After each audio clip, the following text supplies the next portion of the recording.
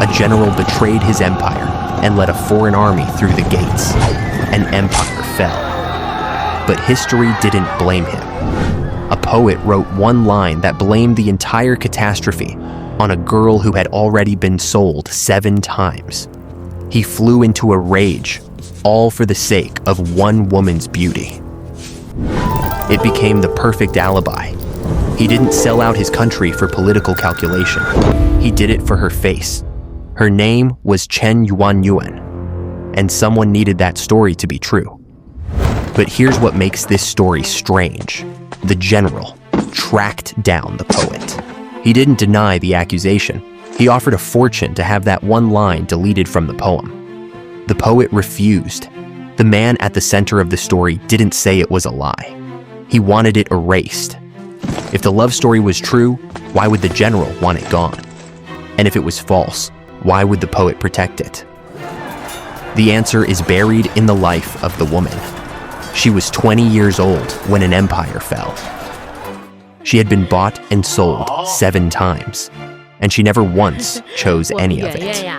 To uncover the truth he was trying to hide, we must look at who she really was. Chen Yuanyuan was born around 1624, near the Yangtze River Delta. Both her parents died young. As a girl, she was already known as a stunning beauty in her hometown, sharp-minded and radiant. Her uncle sold her into a pleasure house before she was 10.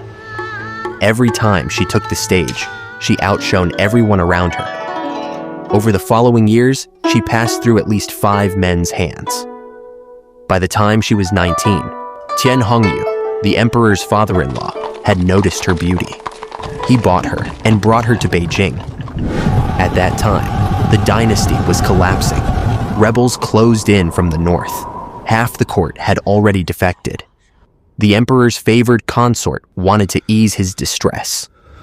She and her father Tian Hongyu presented Chen Yuanyuan to the emperor. But the emperor's mind was on the country. She was sent back. Tian Hongyu could see the empire was about to fall. Rebels were at the gates. The court was in chaos. He needed someone with real military power on his side. He invited Wu Sangui to the mansion, not out of loyalty, but to protect himself and his family from whatever was coming. At this moment, Chen Yuanyuan had no idea that the impending banquet would completely change her life. Wu Sangui had wanted her long before any of this. He had once tried to buy her himself, but Tian Hongyu had gotten there first.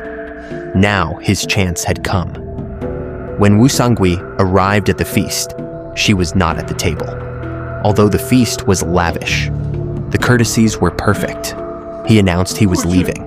Tian Hongyu, desperate to keep him, brought a group of women into the inner chambers to entertain his guest. Wu Sangui recognized her immediately. When she saw the striking general she had long admired, she was radiant. Then the imperial order arrived. Wu Sangui was summoned to Shanhai Pass at once. He didn't want to go, but he had no choice. Tian Hongyu was anxious about his family's safety. Wu Sangui made his offer. Give him Chen Yuanyuan, and he would protect Tian Hongyu's household. Wu Sangui took her that same night.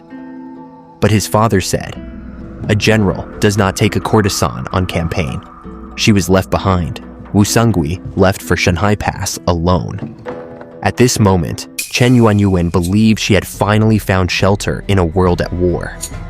But the abyss of fate had only just begun to open.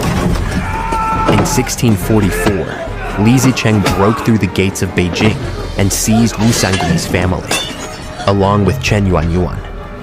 She had no right even to speak, and once again became a war trophy and a bargaining chip in men's struggle for power. Wu Sangui flew into a rage, but was it truly because he had lost the woman he loved? As a calculating warlord, he refused to submit to rebels who held his family hostage. For the sake of pride and advantage, he made a cold choice. He pushed open the gates of Shanhai Pass, borrowed the Manchu cavalry waiting beyond the wall to destroy his enemies, and along the way reclaimed his woman. This political betrayal, steeped in self-interest, was later dressed up by scholars as a grand love story. He raged for the sake of a beautiful woman. In the end, Wu Sangui received his princedom, and the Qing dynasty took the empire. And that 20-year-old girl, trembling in the fires of war, with no power to choose anything, had done nothing at all. Yet she became the sole scapegoat for the fall of an empire, bearing on her fragile shoulders the eternal blame for an entire dynasty's collapse. The Qing army entered the pass. Wu Sangui stepped over the ruins of the Ming dynasty to claim his princedom. He reclaimed Chen Yuanyuan. The world thought this was the happy ending to a love story, but she understood, with sorrow, that she was nothing more than an expensive trophy used to display masculine dominance. Once the lost possession was retrieved, it lost its urgency to be frantically cherished. Falling out of favor did not make her a bitter, forgotten woman. It forced upon her a piercing clarity.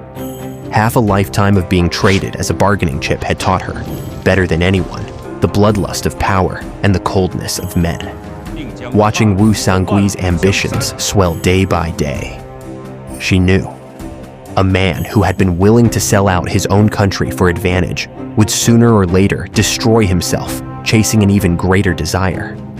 She refused to be buried alongside him, refused to become a scapegoat for the second time. And so this woman, who had been manipulated her entire life, made the one and only truly autonomous choice of her existence. She did not weep or fight for favor. She calmly walked out of the gilded cage and left Wu Sangui completely. She cut off the hair that had made countless warlords bow, took off the silk and brocade, put on coarse Buddhist robes, and formally became a nun.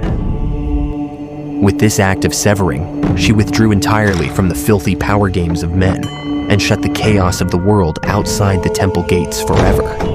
Outside the temple walls, the empire once again fell into war for the sake of men's ambitions. Wu Sangui's rebellion collapsed utterly, and he was swallowed by history.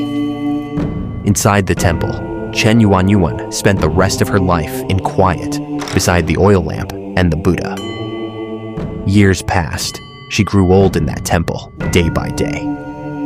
She stopped breathing quietly and died quietly, far from the noise of power. To evade pursuit by the Qing court and the condemnation of the world, she was buried secretly in the mountains. The name Chen Yuanyuan was erased from her tombstone forever.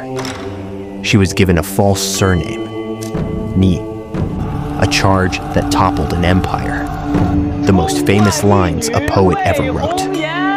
In the end, all of it became a crumbling stone in the wilderness, carved with a name that wasn't hers. She never brought ruin to any dynasty.